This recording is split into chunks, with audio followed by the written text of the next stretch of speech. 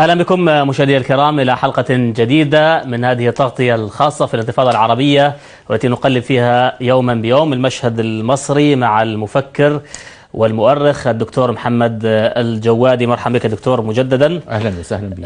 يعني اليوم نتحدث في هذه الحلقة عن المشاكل التي ما زالت قائمة بعد الانقلاب على الرئيس مرسي. هناك المسؤولون يشكون من مشاكل الكهرباء، الأمن، السياحة، الاقتصاد. لماذا لم تحل هذه رغم أن كان يقال أن مرسي وحكومة الإخوان وقتها هم المسؤولين عن هذا الأمر؟ شوف، معظم هذه المشاكل نشأ في نهاية عصر الرئيس مبارك، وبالتحديد ابتدت الوزارات من عصر عاطف عبيد ثم عصر أحمد نظيف تراكم المشكلات. معنى تراكم المشكلات إنه حتى الحل البسيط اللي يحل المشكلة ويحل الأزمة ويخليها تعدي ما كانش يعمل. وكان في نظرية عند الدكتور نظيف، والنظرية دي موجودة عند كل مهندس، إنه أيا كان تخصص المهندس، يعني بس مش في المدني بس، وإنما في كل التخصصات الهندسية. بنسميها احنا في مصر، معرفش هي تسمية عربية صحيحة وبليغة وفصيحة وكل حاجة، لكن يمكن مش معروفة في البلاد العربية. مرمى، يعني انه بيرمم حاجة كده، يعني حاجة صغيرة كده. بيسموها في العلم اللي هي الأعمال الصيانة وأعمال الراننج كوست بتاعت الحاجات يعني. ففي مقاول في المباني في العالم كله مش بس في مصر اسمه أعمال الصيانة الدورية السنوية. يعني هو معروف انه مثلا في الفندق ده فندق ما عندوش بقى سباك وكده، لكن عنده ميزانية انه الراجل لما هيغير السباكة اللي هي بتاعة الحوض مثلا ب10 استرليني، يغير الصرف بتاع 30 استرليني. دي محسوبة وتتعمل من اول السنة وتبقى محسوبة الحكاية دي. قدامك انت بقى 4 توجهات في قضايا اللي زي دي. في ناس يقولوا ما احنا هنجدد الفندق خلال سنة، فما فيش داعي. انت مثلا الأوضة دي ما احنا ما عندناش نسبة استغلال 100%، الأوضة اللي فيها مشكلة دي اقفلها، ما تسكنهاش. وفي ناس يقولوا خد من الأوضة السليمة بحيث ان انت يبقى في دور خربان عندك. يعني سي مثلا انت عندك 10 أدوار في الفندق، فانت كل ما الأوضة باظت سباكتها في الدور الخامس، خلي السباك بتاعك يجيب اللي في الخامس من العاشر، وانت بحيث ان العاشر يبقى ما يتسكنش، يعني وتريح نفسك منه. ده اسلوب في حل المشكلات واسلوب من حل المشكلات. وقول ان انت هتجدد كله. الاسلوب الاولاني لسه في اسلوبين تانيين هنجيبهم حالا، لكن الاسلوب الاولاني كان يتبعه وزارة السيد علي صبري في من سنة 62 لسنة 65 في مصر. كان الراجل ده كل المشكلات يقول لا لا لا ما احنا نغير كله، ما احنا نغير كله. هو صادق، هو مش بيكذب ولا حاجة، ولكن يعني للأسف الشديد انه ما كانش فيه ميزانية ان هو يغير كله. دخلنا في 67 ولذلك حاجات كتيرة انهارت لانه ما كانش فيه الصيانة الصغيرة اللي انت بتعملها دي. في واحد تاني يقول ما احنا لما نيجي نغير ننتهز الفرصة ونجرب بقى، نعمل بقى حاجة جديدة. نقول ان احنا هنجرب الأوضة دي بدل ما احنا شغالين على خلطات ايديال ستاندر، ده احنا هنخش على جروهي، ده احنا مش عارف ايه وبتاع وكلام من ده، ونفتح ابواب وبتاع. فالرئيس الوزراء عاطف عبيد ابتدى هذا الاتجاه، انه طب ما احنا نغير بقى بالمره، يعني بالمره بدل ما احنا بنعمل صيانه ما نعملش صيانه على المعتاد، وانما نعمل تغيير. محتاجين بقى نعمل مناقصه جديده ومزايده جديده ومش عارف بتاع. يجي بقى اللي بعده، رئيس الوزراء اللي بعده اللي هو يعني عاطف عبيد من 99 ل 2004، وبعدين احمد نظيف من 2004 ل 2010. يجي احمد نظيف يقول لا لا لا لا، ما هو لازم يبقى فيه كل حاجه فيها مشكله، وما فيش مشكله ان يبقى فيه يعني زي ما نسبه الاشغال 70%، نقول نسبه الصلاحيه للاشغال 90%. نسبه الصلاحيه للاشغال ده يعني هو الفندق ده ما احنا نقللها بالطريقه دي. فلما انت تقللها بالطريقه دي يبقى اذا انت اصبح عندك عيوب، يعني انت ما تقدرش تشتغل بنسبه 100%. لانه انا عايز اشتغل في حته تانية وبتاع وكلام، سيب اللي واقف على ما هو حاله عليه. ان شاء الله نهده بعدين، مش بس بنأجله، بس اديني دقيقه. مش ان شاء الله نهده بعدين، مش زي علي صبري لما هنجيب ميزانيه، لا ده ان شاء الله نهده بعدين. فبالتالي اصبح عندك بهذه الطريقه تراكمات.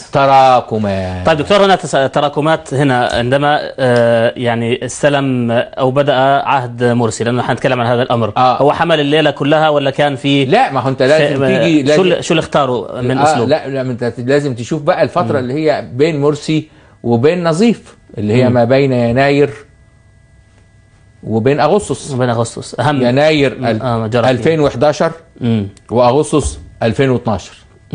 دي 18 شهر.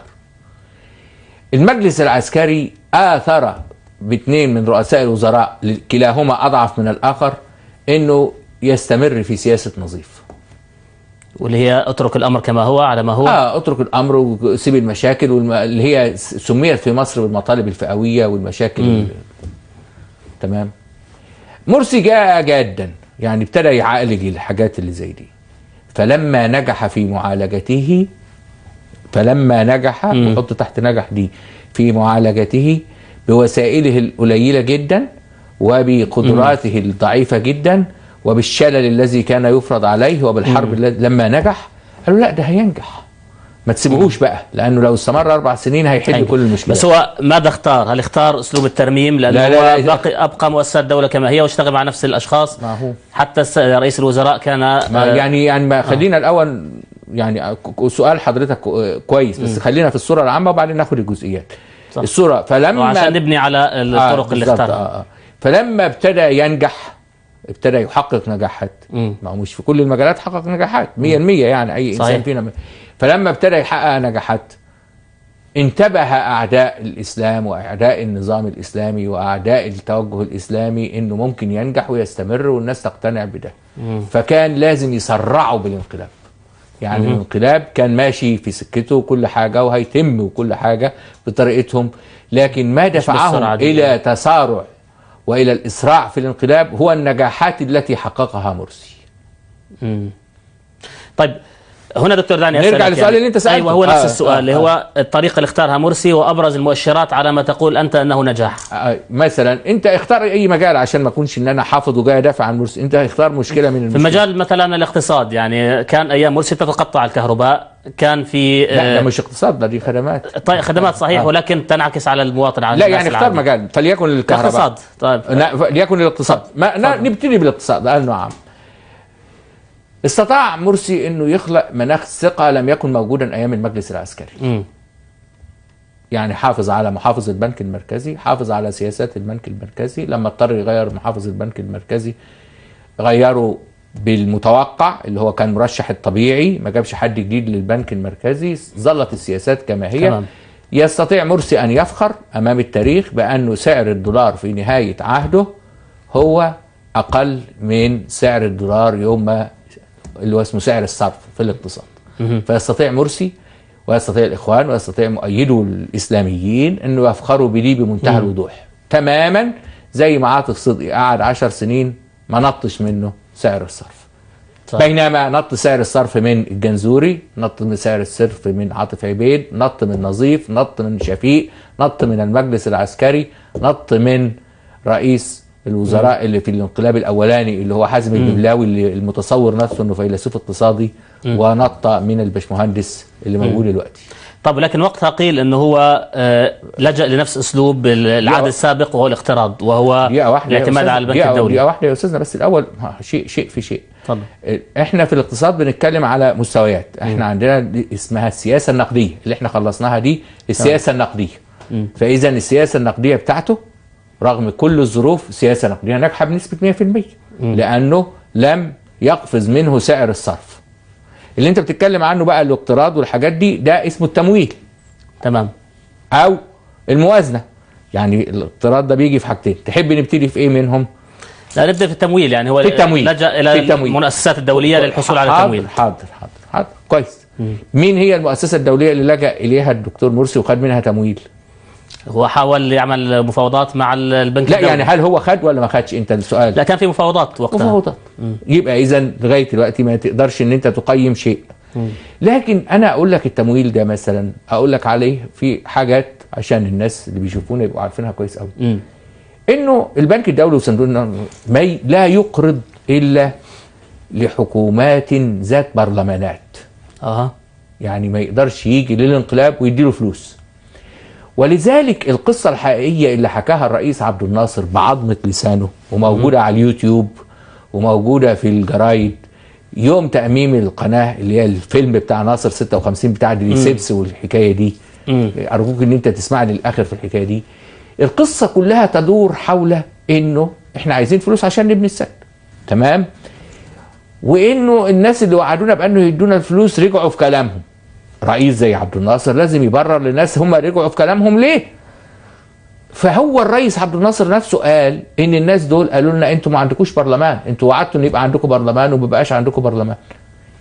ففي ظل بقى الفيلم والضجيج والطبلة والشغل اللي احنا عملناه على السد والعداوة والتأميم والحاجات اللي زي دي، غمضنا عينينا عن انه البنك الدولي وصندوق النقد الدولي والاجهزه الدوليه المؤسسات التمويليه دي لم تعطينا ليه التمويل؟ لان ما كانش عندنا برلمان. انت عارف بعد ثوره 52 ما بقاش فيه برلمان الا في 57. بس وقتها كان يقال ان هذا بسبب السياسات يا استاذنا دقيقه واحده بس، يا استاذنا بس اصبر علي عشان نفصل الموضوع للناس. حاضر ما انا اخلص دي وحضرتك قول واعترض علي. يبقى اذا عندنا خطاب للرئيس جمال عبد الناصر نفسه.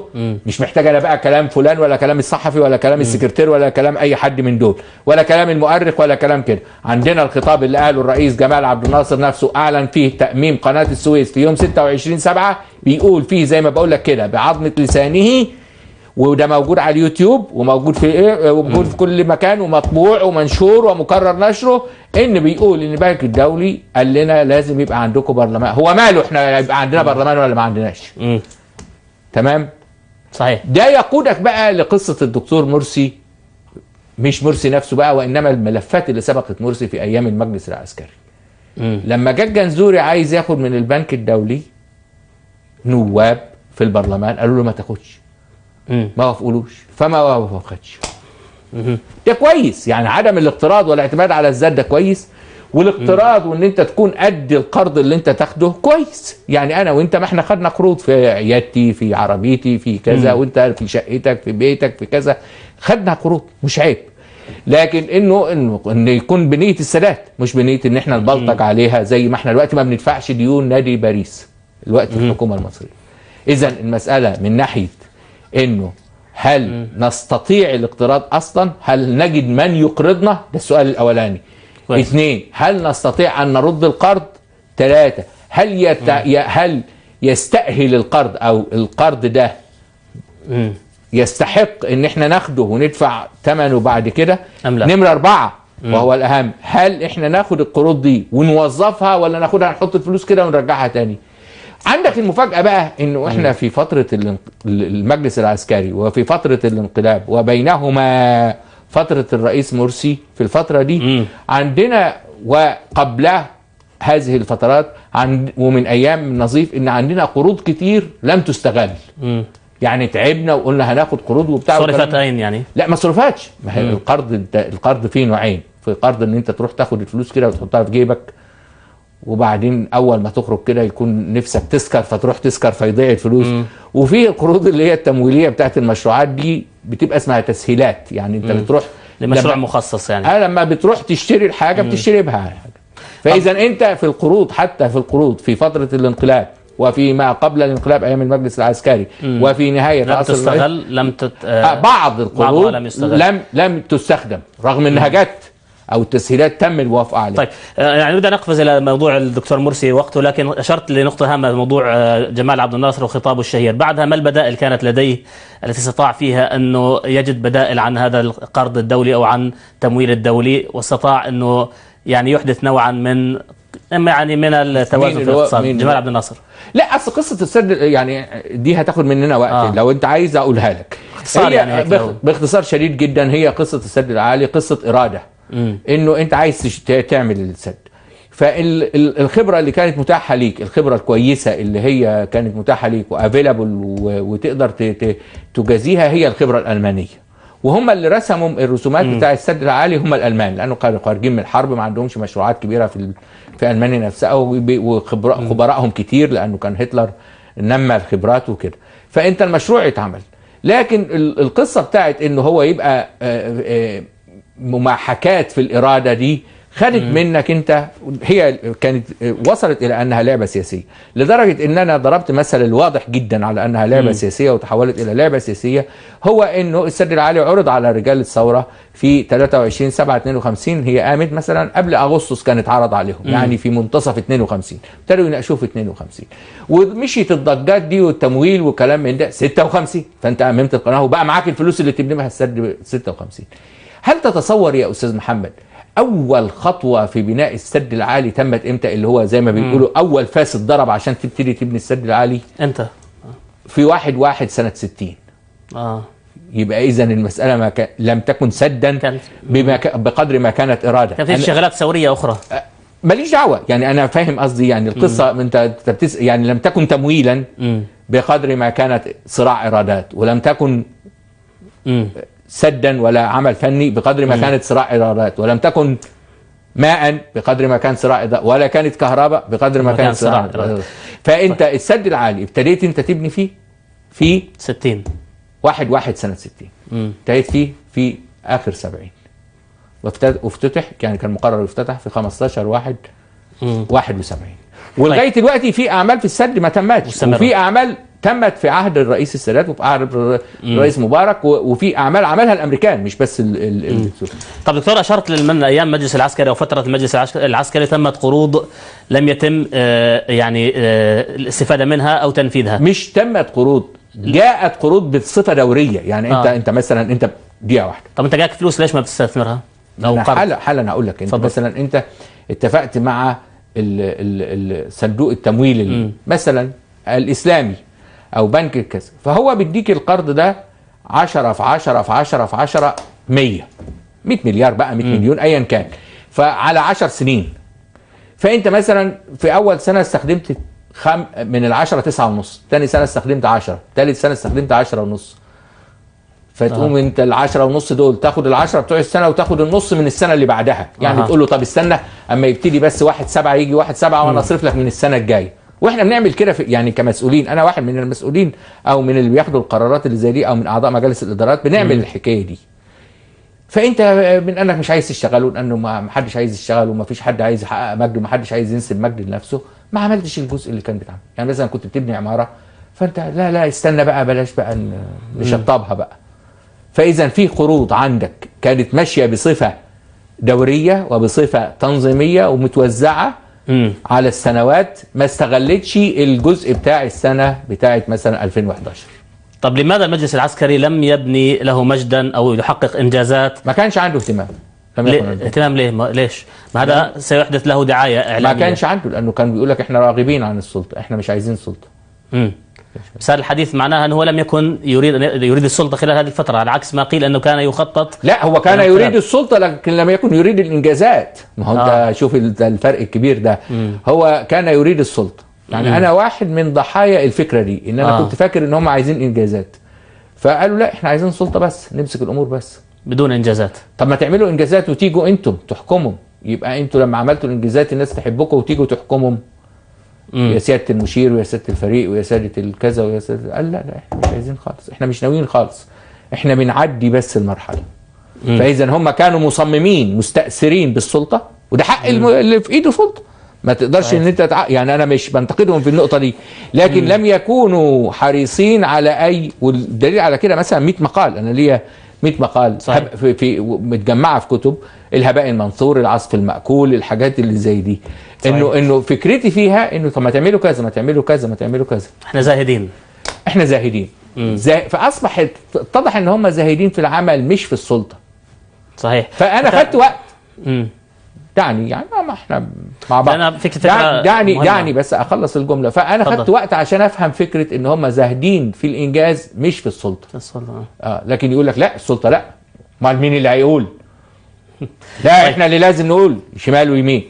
طيب يا سيدي، ما انت في دي قصاد دي، يقول لك لا احنا مالناش دي، اللي يجي يبقى. لدرجه انه حتى مثلا على سبيل المثال عشان يظل الناس كلهم يجروا وراهم، ما رضوش يعينهم اعضاء في الشورى. المجلس العسكري كان معاه صلاحيات رئيس الجمهوريه، فليه تلت الاعضاء اللي يتعينوا؟ فهو لو عين التلت ده، في ناس هتبتدي تقول ما خدناش حاجه، ما خدناش لا ابيض ولا اسود من المجلس العسكري، وينصرفوا عنهم. فهم لا، قالوا لا، واحنا ليه نتعب نفسنا في الحكايه نخشش في الليله كلها. يعني احنا خلينا لنا السلطه، لكن ما تخليناش ان احنا اتجاهاتنا تتعرف، ولا ان احنا. طب دكتور، هنا لو يعني اخذتك الى نقطه يعني ما تتعبنيش قوي، يعني ما تبعدنيش بعيد، لا هاخدك مسافه قريبه بحنيه. يعني لو تكلمنا، انت قلت ان هم كانوا زاهدين لا يريدون الانجازات ولكن يريدون زاهدين في الانجاز، لكن طيب. غير زاهدين في لماذا زعلوا؟ ليه زعلوا من مرسي عندما بدأ يشتغل في المشاريع الاقتصاديه دون ان يمس فيهم في سلطتهم؟ يعني هو بص، شوف لابد ان انت تبقى عارف بجزئيه بسيطه جدا انه هناك فرق بين ان انت تتكلم عن مجموعه وتتكلم عن شخص، تتكلم عن هيئه وتتكلم عن فرد. فخلينا نفرق بين حاجتين 3 عشان الصوره دي تتضح، ودي فرصه كويسه بدون ما تقطع عليها بسرعه. يلا. اول حاجه انه هناك فرق كبير بين المشير طنطاوي والفريق سامي عنان والسيسي.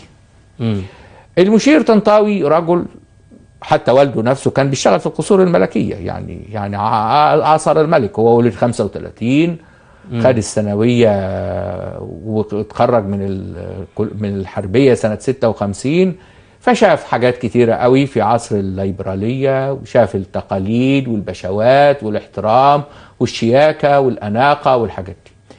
عشان تفهم برضو صوره المشير طنطاوي، انه انا كواحد مثلا في نهايه عصر الرئيس مبارك، واحد من البارزين في المجتمع، كنت اعرف كويس قوي انه ممنوع ان صوره المشير طنطاوي تتنشر الا اذا كان بيفعل فعل. يعني ما يجيش كده زي ما انت بتطلع صوره فيفي عبده جنب عادل امام كده، تقوم صوره وتقوم مكمل بها المنظر، او زي ما تكون انت عامل سكريبت برنامج فتقول له حط شويه مفكرين، حط الدكتور الجوادي ورا الدكتور مصطفى محمود، ورا الدكتور مصطفى ادريس، ورا الدكتور يوسف ادريس، ورا الدكتور علي ابو احمد. لا، هو ما يتحطش كده. يا اما بيقص شريط افتتاح، يا اما بيوقف على مناوره. لكن بس اذا حد غلط هذه الغلطه يا استاذ محمد وعمل صورة المشير طنطاوي بدون مناسبة، كان يروح المخابرات الحربية ويتبهدل، ورئيس التحرير بتاعه يروح معاه ويتبهدل. فكان المشير طنطاوي عامل للجيش مستوى معين، لدرجة انه مرة طلعت السادات وهو راجل لسانه فالت، غلط كده في القوات المسلحة وهو في مجلس الشعب، طلع عليه على طول الحكم حبس سنة وراح اتحبس. وهو عمه كان القائد الأعلى للقوات المسلحة، وهو عضو مجلس الشعب، وهو ما فيش هزار. تمام. فإذا المشير طنطاوي كان عامل سياج قوي جدا للقوات المسلحة ولقائد العام للقوات المسلحة، وبالتالي للقائد الأعلى. يعني أنت لما تحترم القائد العام اللي هو مشير طنطاوي كده، فمن باب أولى القائد الأعلى اللي هو الرئيس مبارك. السيسي بقى زي ما أنت شايف دلوقتي لا يهاجم أحد في مصر ولا في العالم العربي قدر ما يهاجم السيسي، وهو قائد عام أو وهو قائد أعلى. فإذا أنت لا تستطيع الآن أن أنت تقارن ده بده. طيب بس على الموضوع المشير طنطاوي، يعني هل كان المشير طنطاوي فعلا فاصلا، أحدث فصلا بين المؤسسة العسكرية وبين المؤسسة الرئاسة؟ هل كان فعلا مستقل عن رئيس مبارك؟ يا أستاذ محمد دقيقة واحدة بس، أنا لسه ما كملتش السؤال الأول. سأخذ فكرة مهمة عن طنطاوي، هل فعلا كان قادر على فصل المؤسسة العسكرية؟ يا أستاذ محمد، ما أنا مع حضرتك، أنا ما طفشتش. ما لازم أسأل السؤال في الوقت المناسب حتى نستفيد منك. حاضر يا أستاذنا، حاضر، بس أنا ما طفشتش. تفضل. أنا ما طفشتش، أنا تحت أمر حضرتك، أنا ما طفشتش. فإذا هذا السياج اللي عامله المشير طنطاوي ده كان بيتصرف من خلاله، أفعاله بقى نفسها تحمي هذا السياج. يعني مش عامل السياج ده عشان ما يشتغلش، لا، عشان يشتغل والسياج يحميه. فتجد في عصر المشير طنطاوي كوزير للدفاع تجد كثيرا من الإنجازات. فهو عامل السياج ده زي واحد بيشتغل جوه العمارة بيعمل الصيانة بتاعتها، وعامل الواجهة اللي هي بتحمي الناس اللي بتشتغل في داخل المكان. تمام؟ خلاص المعنى بقى واضح؟ يعني هو بيشتغل وعامل سياج في نفس الوقت.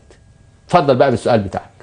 طيب بس يعني السيسي قال في تسريبات أن أستاذه هو المشير طنطاوي وأن يكون له كل الاحترام. يعني إذا كان أستاذه، لماذا تقول هناك فرق شاسع بين طنطاوي وبين لم أقل هناك فرق. بس قلت أنا ما قلت هناك مرحلة ثانية. ده أنا بقول تناقض. أنا ما قلتش فرق شاسع. أنا قلت فيه تناقض. يعني ده اسمه مستباح، نقده مستباح، نقده متكرر، والتاني ما كانش حد بيقدر. فأنا ما قلتش فيه هناك فرق. أنا بقول لك فيه تناقض. يعني أنت ليه بتخفف عبارتي؟ طيب تناقض. تناقض هو تفسيره لأنه أصبح رجل رئيس للدولة، هذا كان فقط شخصا عسكريا. لا يا أستاذنا، من قبل ما يبقى رئيس للدولة، من أيام حتى ما كان موجود مع الرئيس مرسي كان فيه الكلام إنه الناس بتروح وتقابله وترجع من عنده وبيناقشوه، بيقولوا المفروض تعمل كده ومفروض ما تعملش كده ومفروض كده. ومن الشائع مثلا إنه على سبيل المثال من الشائع إنه مضى استمارة عضوية في حزب الحرية والعدالة، فلما قالوا له أنت قائد عسكري قال لهم لا لا لا لا، أنا لا أقبل إن أنا أكون في منصب وزير إلا إذا كنت عضو في الحرية والعدالة. السيسي كلام جميل. يعني هذا الكلام لا تستطيع ان انت تنتقده، تثني على السيسي فيه. يعني قال لك انا ما اقدرش ابقى وزير في حكومه حزب الحريه والعداله وانا مش عضو في حزب الحريه والعداله، فمضى استماره عضويه في الحريه.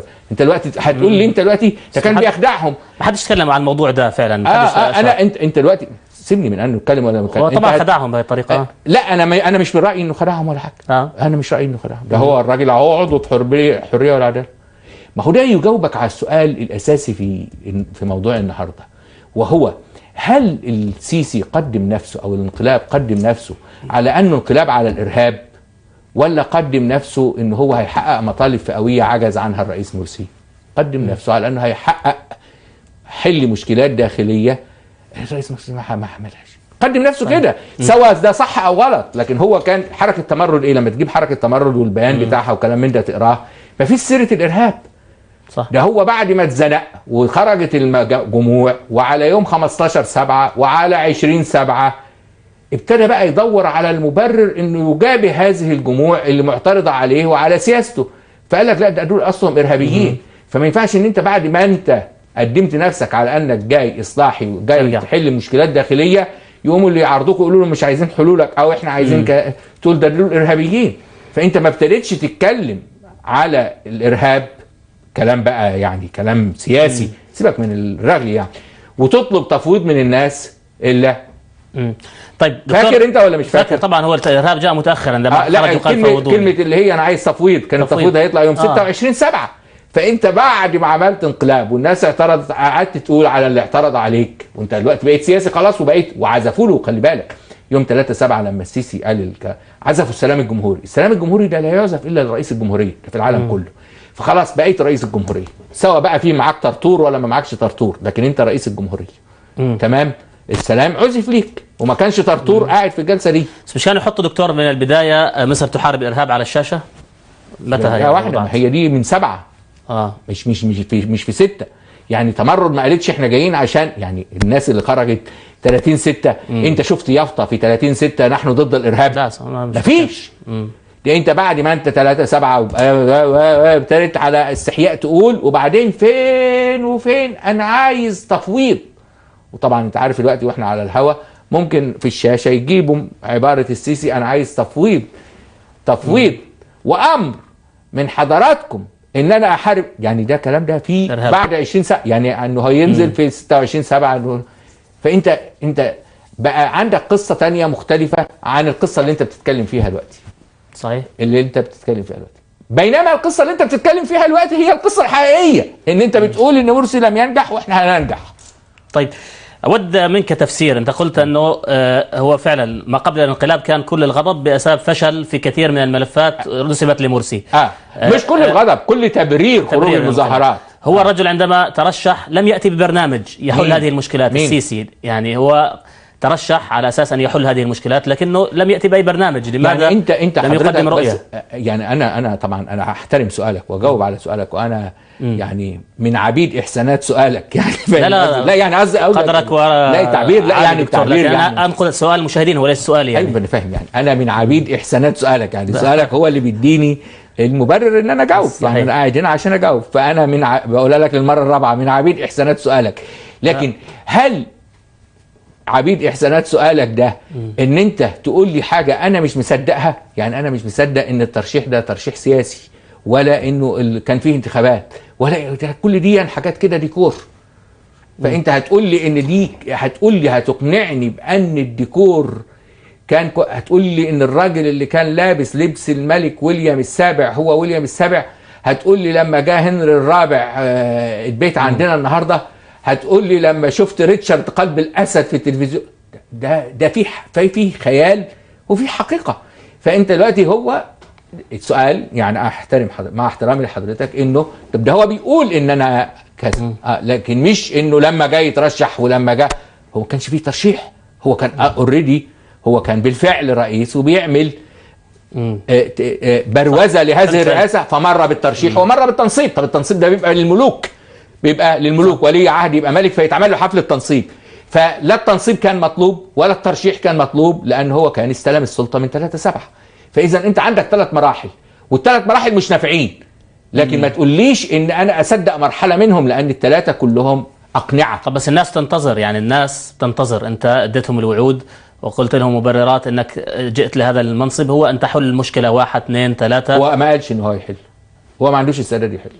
ما عندوش استعداد. طب بس لما خرج قال احنا عندنا خطه محكمه ومحدش يعرف يتكلم عنها، واحنا سريه ولقاءاته تلفزيونيه. طيب اذا اسم رغيف رغيفين ومش عارف. اذا انت جيت لي وانا طبيب وقلت لك انا هعالج لك المرض ده بس بطريقه انت ما تعرفهاش، فانت تقول لي يعني هتعمل له عمليه ولا اشعاع ولا دواء؟ اقول لك انت مالكش ده. طب امال العيان لازم يعرف في العلاج ايه.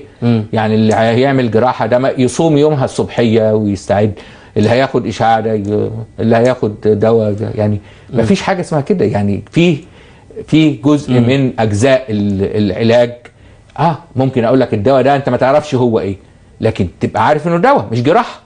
يعني لكن ما اقدرش ان انا اقول لك ان انا هدخلك اعمل لك جراحه، وبعدين وانت في الجراحه جوه بعد ما نقدرك ونلبسك ونحلق لك وكده وبقيت على اوضه العمليات نقول لك خد الحبايه دي. تقول لي حبايه ايه يا بيه؟ قلت لي جراحه. مش انا داخل جراحه؟ اقول لك لا، ما هو ده بس كده كوموفلاج عشان اخد اجر الجراحه. طب والحبايه دي محتاجه ايه؟ بس خدها بس. طيب سيبني بقى اقعد، يعني سيبني بقى اعمل مظاهرات وسيبني امارس الحريه.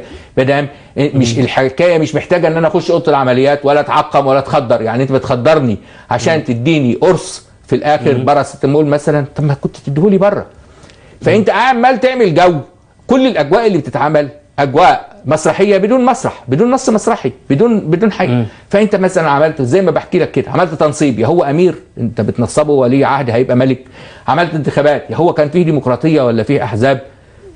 هو ماذا كان يفضل؟ يعني كان يفضل فعلا ان يصير انتخابات، ام انه من 3/7 يحمل على الاكتاف ويصبح رئيسا؟ يعني هو كان القصه كلها اللي كان يفضله بقى بصراحه شديده جدا انه الرئيس يفوضه هو ويمضي له يوم 30/6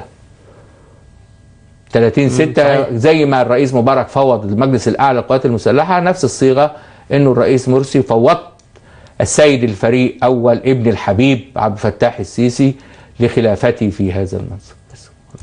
رغم ان البعض يقول الانقلاب كان مخطط. يعني كويس ما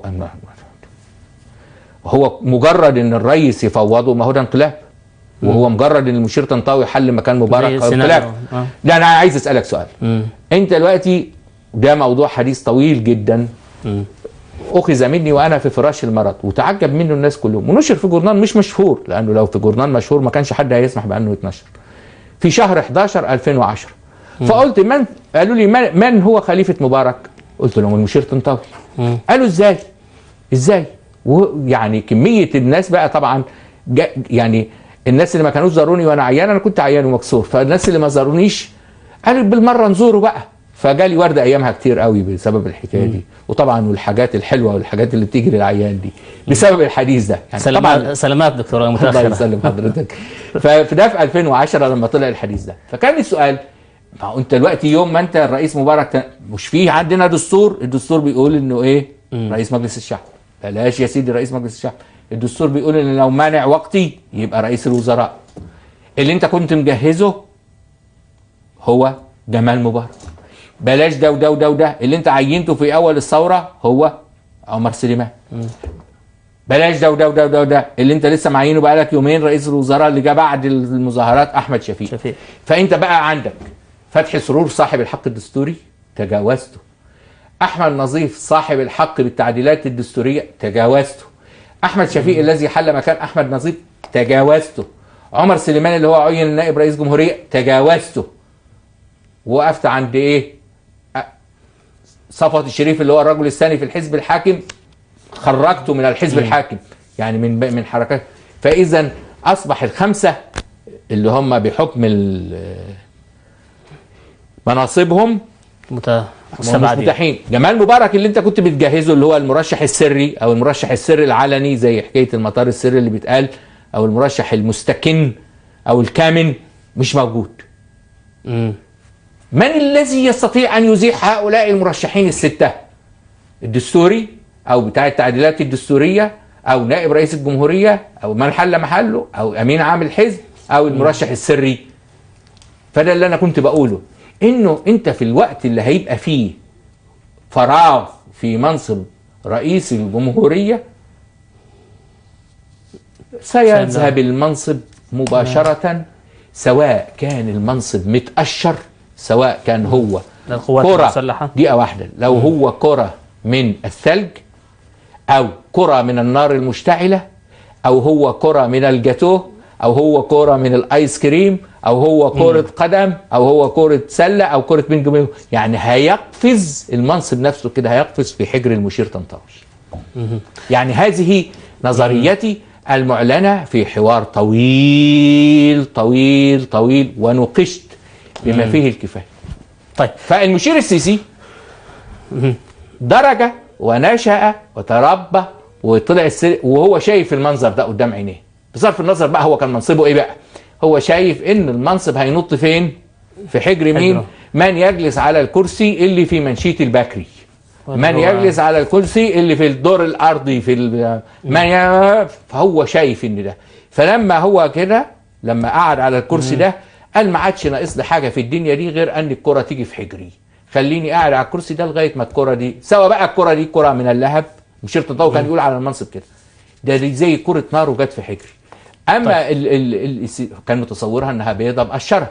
طيب، هو كان متصورها انها بيضه مقشره، الان هو حمل ورث كبير من المشاكل وكذا. لا لا لا, لا هو اللذه عنده تفوق ده كله، لذه البيضه المقشره تفوق. لسه عنده؟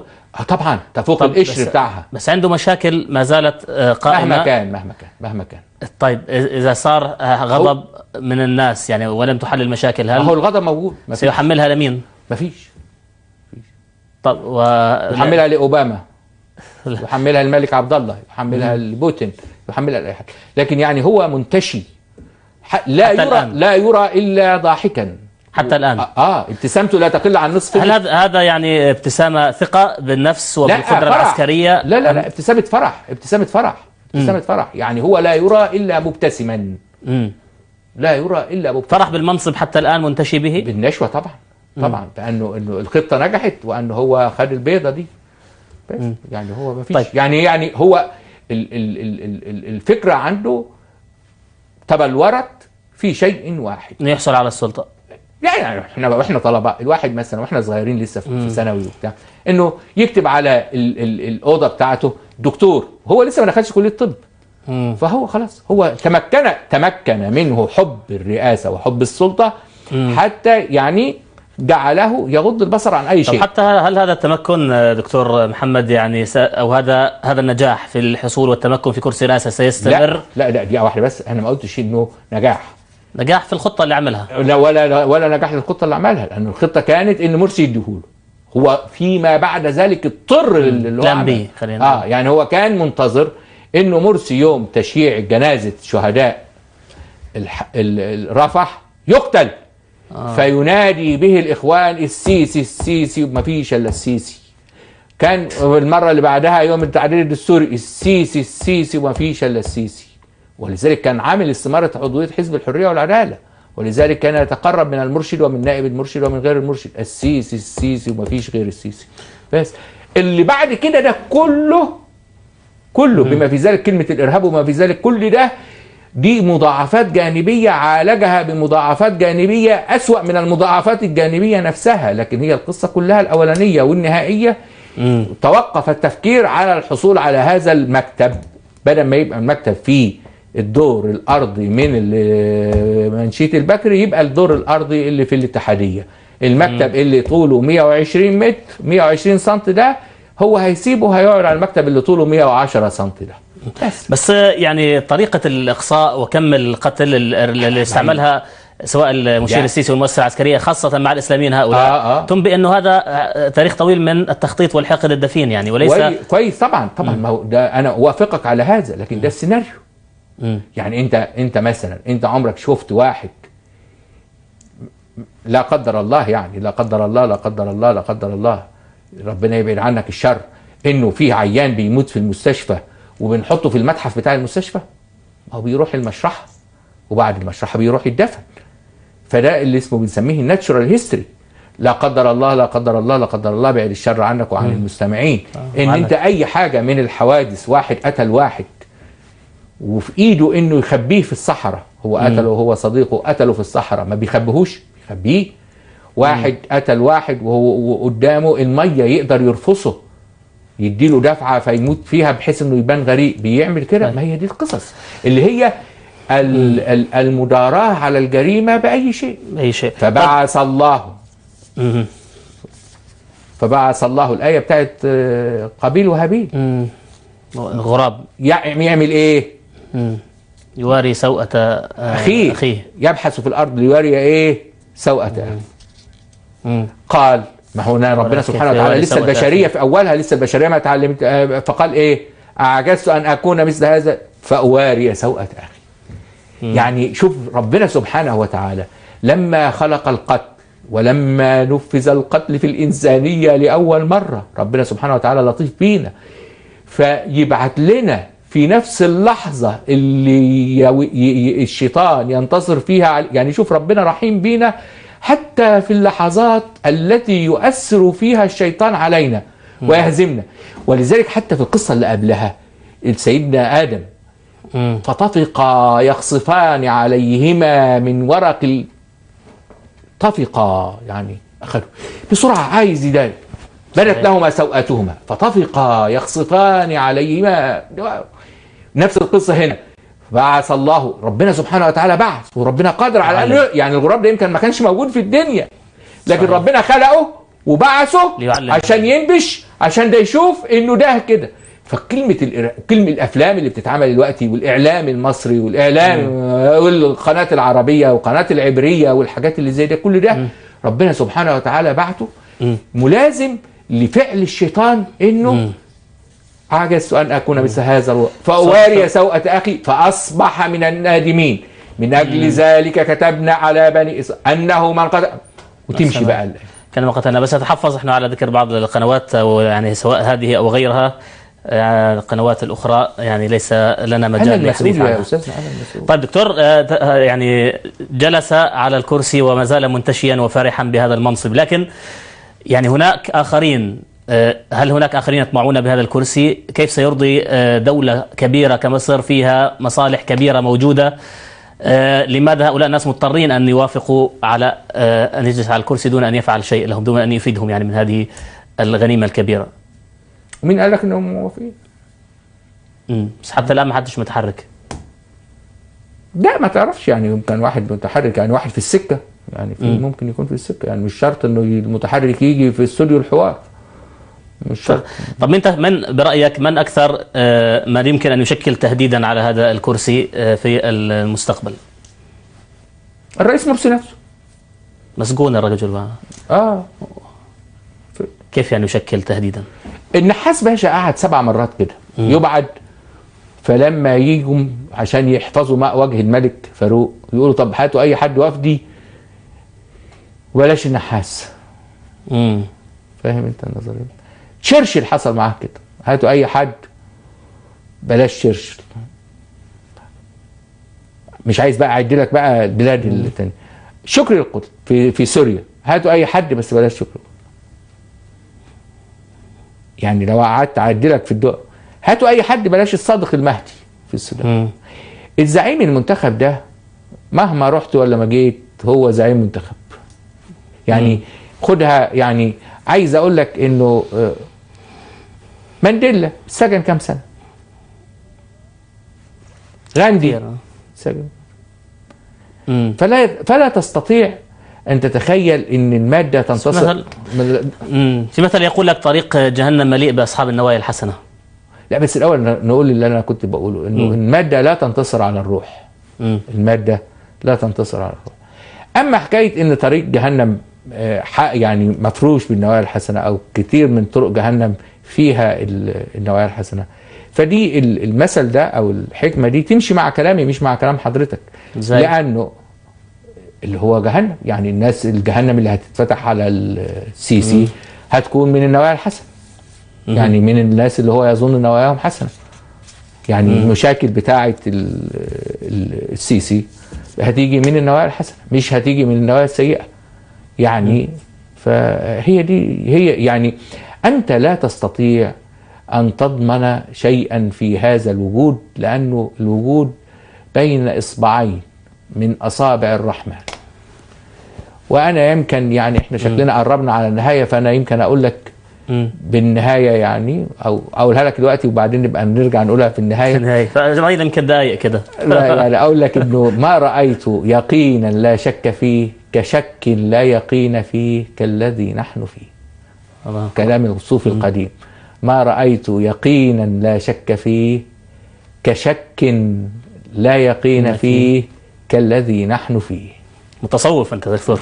لا نقول كلام متصوف. دكتور احنا سجلنا نقاط لكن الحديث فعلا اخذنا بعيدا عنها. قلت انه في شيء مهم هو الانفلات الاعلامي في مصر. ماذا كيف توصف هذا الانفلات وماذا تعني بالانفلات الاعلامي الان غير الشتائم والسباب المتواصل في الشاشات المصريه؟ يعني في الاعلام المصري قصته طريفه جدا. نشأ الاعلام زمان كان زي الحال الوقت كده، قبل ما تنشأ محطة الإذاعة اللاسلكية للحكومة المصرية.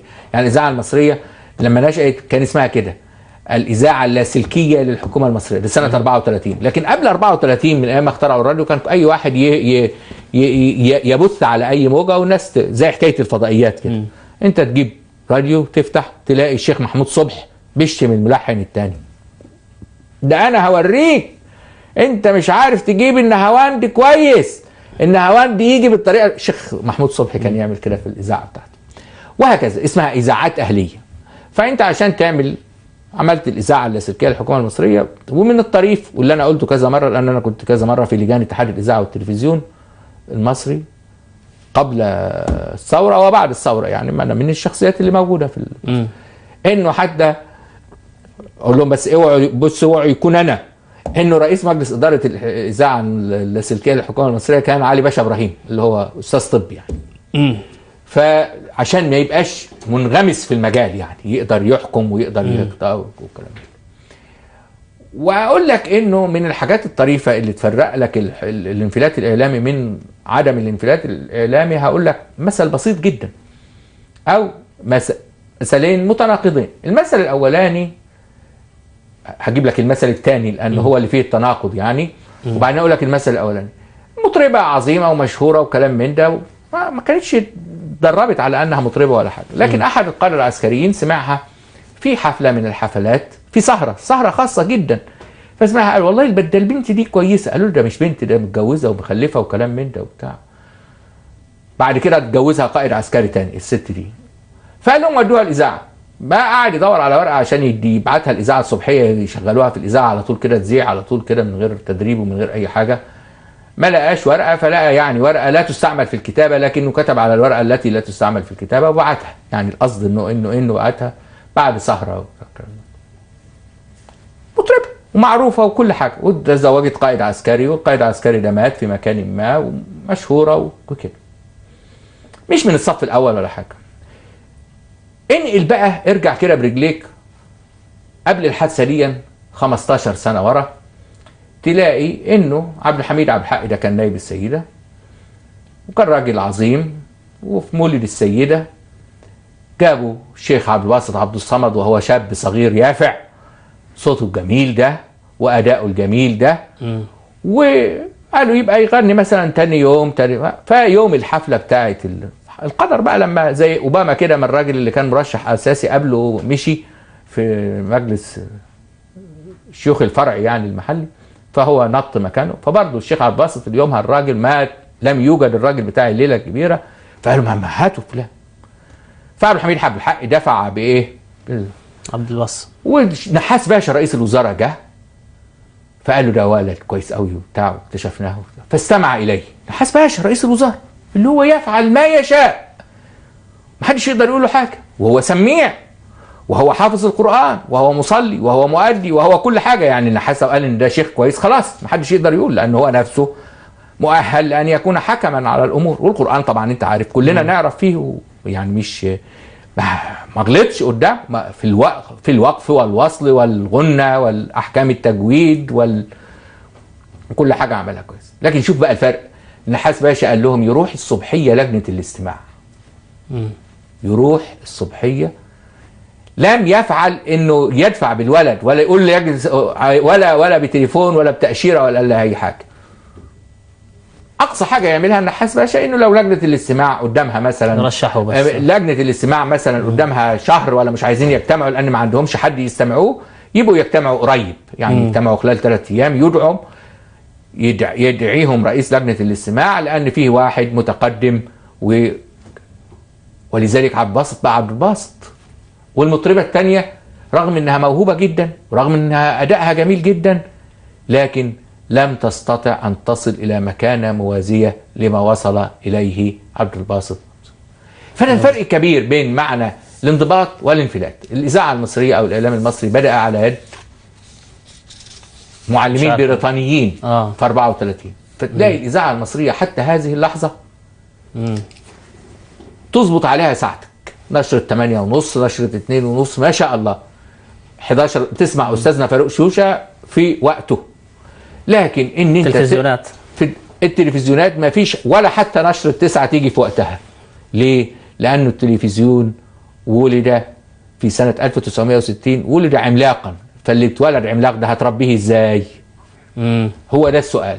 إن التلفزيون المصري اللي كانوا بيسموه أيامها التلفزيون العربي، واللي هو أبو الإعلام العربي ده كله فيما يقولون، يعني ولد عملاقا. فاللي ولد عملاقا يبقى ولد ايه؟ فوضويا، هلاميا، هوائيا، هلهليا، لا تستطيع ان تضبطه. خلف القنوات الفضائيه من غير ما يخلف، ما هو نفسه كده، هو دي كمه ودي رجله ودي شعره وهكذا. أشكرك دكتور، انتهى الوقت. دكتور محمد الجوادي المؤرخ والمفكر المصري، شكرا لك. سيكون أيضا لنا حلقات أخرى لتقريب مزيد من الملفات.